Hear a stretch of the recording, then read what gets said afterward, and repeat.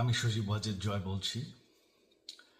আপনারা জানেন এই গত কয়েক সপ্তাহ ধরে আমাদের বাংলাদেশের যে গণ্ডগোল সংকট চলছে, এই যে ছাত্রদের কোটা বিরোধী আন্দোলন, কোটার বিরুদ্ধে আমরাও ছিলাম।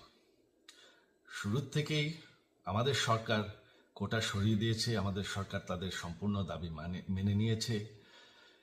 এটা আদালতের একটা রায় ছিল, এটা আমাদের সরকারের করা ছিল না। তাও আমরা অ্যাপিল করে দ্রুত এই কোটা তুলে দিই। তাতেও আন্দোলনকারীরা সন্তুষ্ট না। আমরা তাদেরকে আলোচনায় ডেকেছি, আমরা একটা জুডিশিয়াল কমিশন করেছি, যে